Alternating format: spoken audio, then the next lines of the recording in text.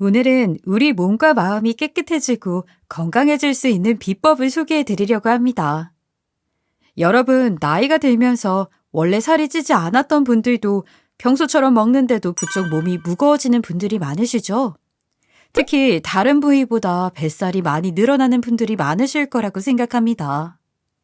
운동이나 활동량이 줄어드는 것이 가장 큰 원인이겠지만 뱃살의 주요한 원인은 우리 몸속에 내장 지방이 많이 쌓이기 때문이라고 합니다. 이런 뱃살을 효과적으로 빼고 건강을 지킬 수 있는 방법을 알려드리겠습니다. 우리 모두 100세까지 건강하게 힘찬 건강입니다. 그럼 말로만 많이 들어봤던 내장 지방은 어떤 것일까요? 우리가 음식을 먹으면 지방이 생기기 마련인데요. 지방은 크게 우리 몸의 두 군데에 저장이 된다고 합니다. 첫 번째는 피하라고 해서 피부 안쪽에 저장되는 지방이 있고요. 또 내장과 내장 사이에 저장되는 내장 지방이 있습니다. 내장 지방이 쌓이는 원인으로는 당분 함량이 높은 패스트푸드, 인스턴트 식품, 육류, 탄수화물 등을 과도하게 섭취한 잘못된 식습관과 운동 부족, 흡연, 음주, 스트레스 등이 있습니다. 내장 지방은 우리 몸 전체 골고루 축적되는 피하 지방과 달리 주로 복부에 특히 많이 쌓인다고 합니다. 더욱 심각한 것은 내장 지방의 경우 우리 건강을 위협하는 주요한 원인으로 작용하기 때문에 특별히 주의가 필요한 것으로 알려져 있는데요. 실제로 내장 지방 축적량이 많아지면 대사증후군, 고지혈증, 인슐린 저항 등으로 성인들이 특히 조심해야 할 심혈관 질환과 당뇨병의 위험이 더 높아지기 때문에 피하 지방보다 훨씬 위험하다고 합니다. 실제로 지난 3월 서울대학교 연구팀이 발표한 국제학술지인 세포대사 온라인판에 따르면 피하 지방 줄기세포군은 지방 조직의 에너지 소비를 촉진하고 염증 반응을 억제해 지방 조직 기능을 개선한 반면 내장지방 줄기세포군은 지방 조직의 증가를 유도하고 염증 반응과 섬유화를 유발해 지방 조직 기능을 악화시켰다고 합니다.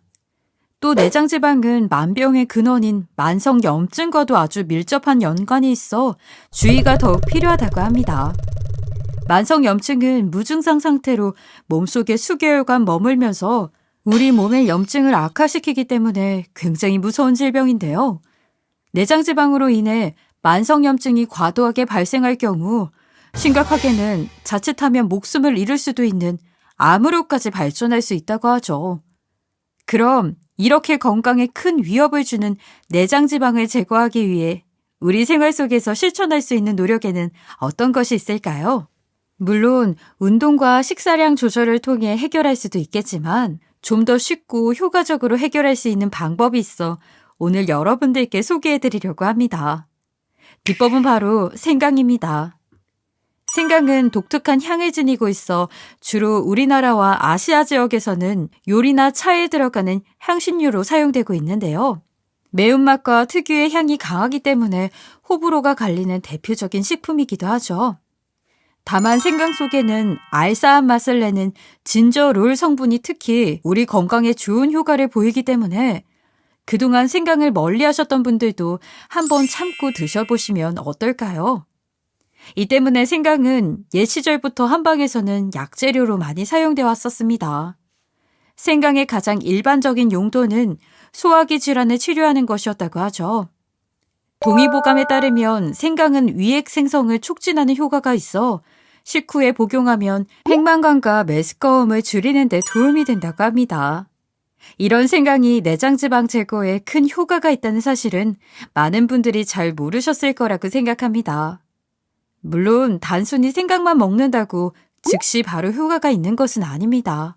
조금 더 효과적으로 내장지방을 뺄 수 있는 생강 섭취 방법이 있다고 해서 설명드리려 합니다. 먼저 커피와 생강을 함께 먹는 방법이 있습니다. 이른바 생강 커피를 만들어 먹는 방법인데요. 생강이 갖고 있는 나쁜 지방을 태우는 진저롤 성분과 동시에 지방 분해를 돕는 커피의 카페인 성분이 만나면서 시너지 효과를 낸다고 합니다. 만드는 방법도 간단합니다.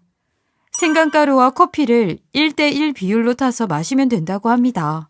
뜨거운 물 200에서 300ml에 생강가루 1티스푼과 커피 1티스푼을 넣어서 드시면 되는데요. 기호에 따라서 커피와 생강가루의 양을 조절해서 드시면 될 것 같습니다. 커피는 크림이나 설탕 성분이 들어있지 않은 원두커피나 블랙커피 가루를 사용하는 것이 좋습니다. 그리고 주의할 점도 있는데요. 위궤양이나 위염이 있는 분들은 카페인과 진저롤 성분이 위를 자극해서 통증을 유발할 수 있다는 점입니다. 이런 분들은 하루에 한 잔을 넘지 않는 수준에서 섭취해 주시면 좋을 것 같아요. 두 번째는 건생강차를 만드는 방법이 있습니다. 건생강차는 말린 생강인 건생강과 말리지 않는 생강을 함께 조리해 먹는 음료입니다. 방법은 건생강 10g과 생강 10g, 양파 반개, 계피 2g 정도를 물 2리터에 부어 1시간 정도 약불에서 끓여주시기만 하면 되는데요. 여기서 핵심은 말린 생강과 말리지 않은 생강을 함께 섭취하는 데 있습니다. 많은 분들이 건생강과 생강을 같은 것이라고 생각하실 수 있는데요. 함께 섭취하라는 이유는 건생강과 생강이 각기 다른 효능을 갖고 있기 때문에 각각 몸에서 나타나는 효과가 다르다는 것이죠. 생강은 인체 표면의 온도를 높여서 주로 우리 피부에 있는 지방을 제거하는 효과가 있다고 한다면 건생강은 체내의 온도를 높여 복부 지방 제거에 효과를 보인다고 생각하시면 됩니다. 당연히 건생강과 생강을 함께 먹으면 내장 지방을 제거하는 데 더욱 효과적이겠죠. 마지막으로 생강을 잘 고르는 팁에 대해서도 알려드리겠습니다. 생강을 고르실 때는 단단한 것을 고르셔야 하고요.